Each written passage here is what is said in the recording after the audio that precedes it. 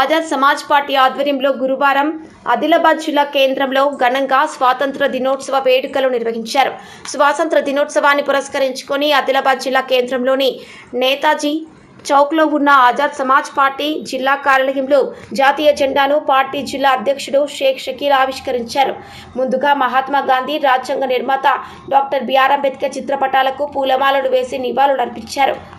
జెండా ఆవిష్కరణ అనంతరం ఏర్పాటు చేసిన సమావేశంలో షేక్ షకీల్ మాట్లాడుతూ, నిరుపేద, దళిత, గిరిజన, ముస్లిం మైనార్టీలు అయిన బడుగు బలహీన వర్గాల ప్రజలు రాజ్యాంగబద్ధంగా కల్పించబడిన హక్కులు, సంక్షేమ ఫలాలు అనుభవిస్తూనే నిజమైన స్వాతంత్ర ఫలాలు అందించినట్లుగా దీనికి ఆజాద్ సమాజ్ పార్టీ అహర్నిశలు కృషి చేస్తుందన్నారు. బడుగు బలహీన వర్గాల అభ్యున్నతి ధ్యేయంగా పార్టీ పనిచేస్తుందన్నారు. కార్యక్రమంలో పార్టీ ఉమ్మడి జిల్లా ఇన్ఛార్జ్ సయ్యద్ ఆరిఫ్, కోశాధికారి రెహమత్ అలీ, ఎస్సీ సెల్ జిల్లా అధ్యక్షుడు కంపెలి గోపి, ఎస్టీ సెల్ జిల్లా అధ్యక్షుడు కుమ్రా గులాబ్రావ్, మైనార్టీ సెల్ జిల్లా అధ్యక్షుడు ఖుర్షీద్ అహ్మద్, జిల్లా నాయకులు షేక్ అనిముద్దీన్, ఆయా సంఘాల నాయకులు షేక్ తౌఫిక్, హసన్ ఖాన్ తదితరులు పాల్గొన్నారు.